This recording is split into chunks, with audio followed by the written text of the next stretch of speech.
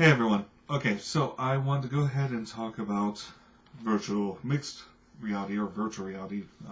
For Microsoft's trademark, it is Windows Mixed Reality. Um, it's not really mixed reality. The HoloLens is more mixed reality, and a lot of people were disappointed by this. But I think one, it was a marketing gimmick, and two, I think it was explained to the marketers that because of these cameras, you only need two plugs and a PC and not light towers, um, that it is a form of mixed reality. In other words, it's using the real world as a reference point for you in your virtual reality. That's my opinion. I don't know that for a fact, but that's what I think was going on. And a lot of people have ragged on Microsoft pretty heavy about that. However, this gizmo you can throw in your bag with your laptop, travel to any location, take it out, do a quick mapping, and you're ready to go. No towers, no light towers, no reference points, no little glowing ball for their lightsaber. So that's actually a pretty huge advantage. For watching this used in other, I've watched a lot of guys like Mixed Reality TV. He's a German dude. He does a lot of work, and it's really good. You can see how this stuff works. What I'm going to give you is more of my impressions, because I'm an every guy. I'm new to the virtual reality bit, and I think that that's important to people. You know, if you're a pro and you know what to look for, what's bad and what's good, then you're in a different league and you need to go look at those guys a little more thoroughly. But if you're new to it and you want to find out, then this might be more helpful for you.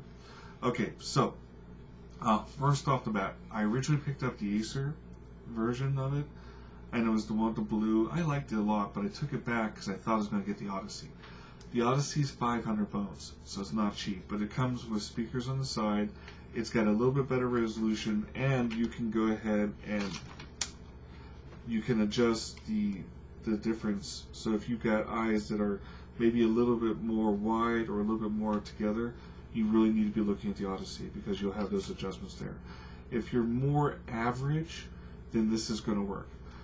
Also, I picked this up. This is the 1440, and there's a 2 in red there. I don't know if you can see that.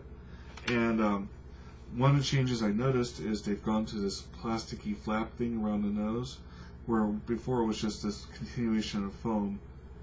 Now, light blockout, light bleed in, I guess is what it is, and that's a pro thing.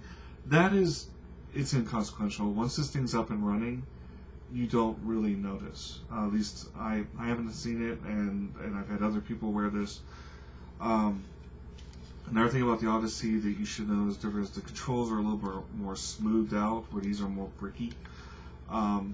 Again, some people have pooed on these pretty hard, or I find them useful. I find it works. It feels okay in the hand.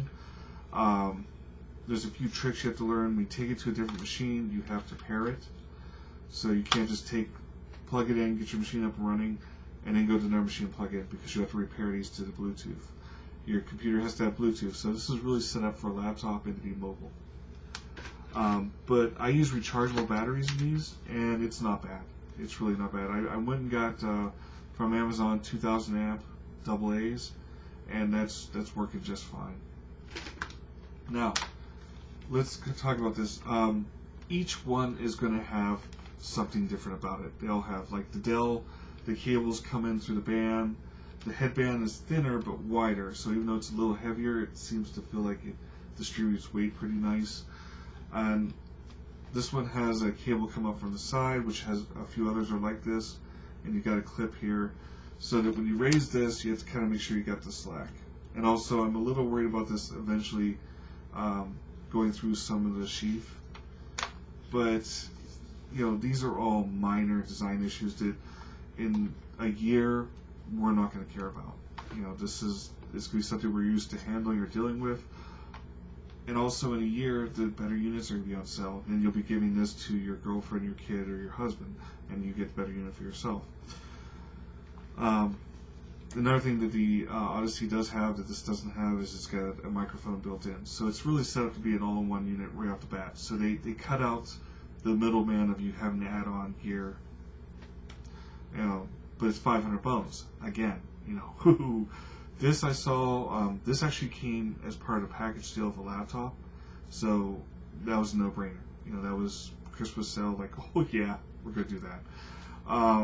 I did see the Acer on sale for in the high 200s, like $299, and I've seen this on sale, particularly through the Microsoft where they were offering a deal, and they're knocking off $100 pretty easily.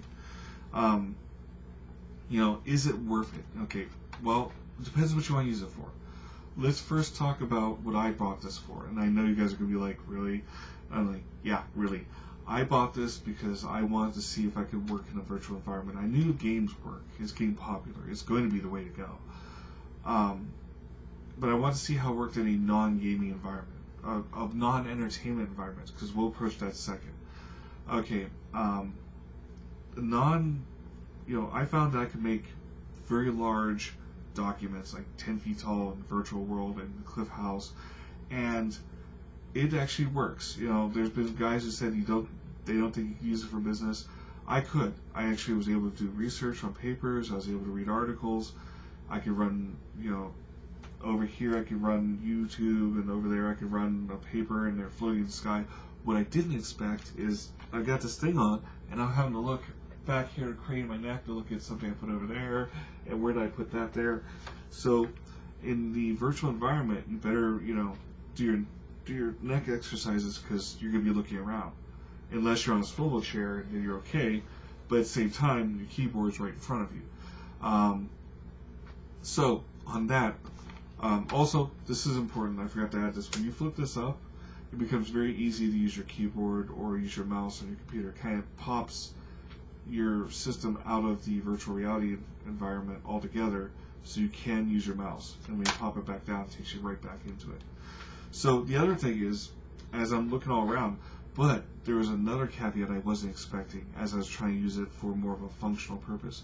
Because I had the headphones on and I'm in this Cliff House, this very different environment, there was a serenity of where I could focus on my work.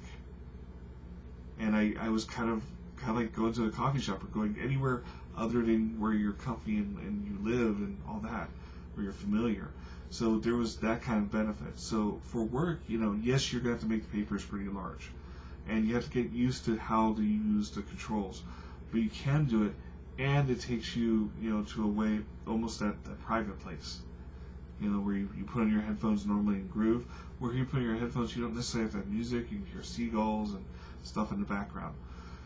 Now, for gaming, the games I have played through here, they were pretty fun.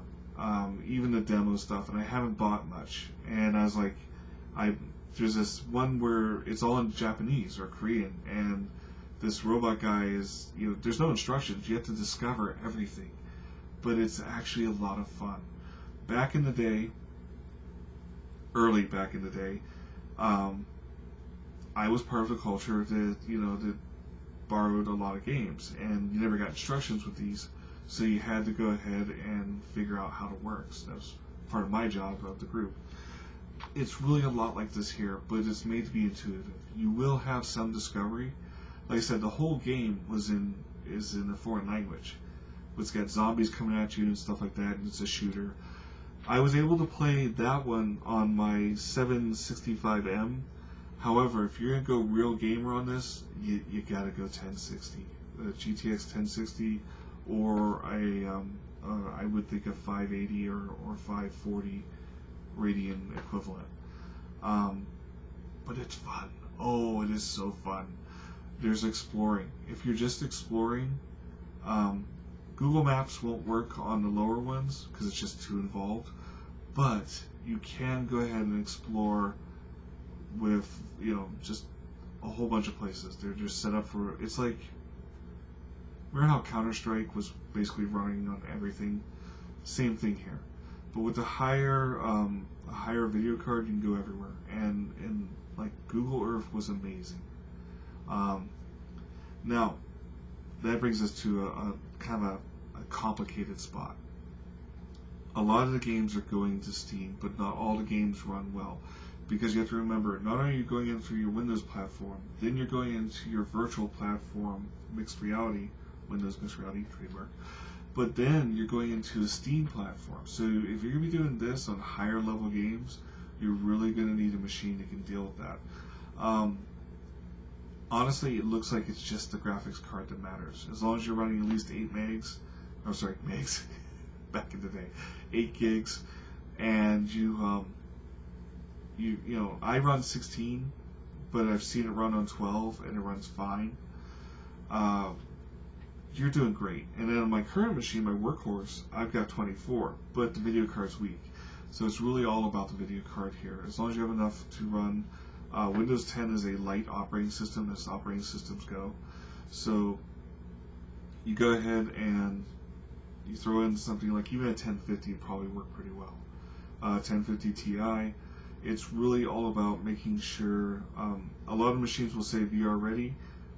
It's all about the card, so you don't necessarily need a VR ready. You can grab a card that's a legitimate 1060 or 1050 or 1050 Ti, or if you want to go blast from the past completely, just like wow, then 1070 or 1080 if you got the money. But once you got these, then you go into Steam, and Steam, you have to do a few things. Windows Mixed Reality TV, the German guy, he has a really good video on how to set it up. So go to him.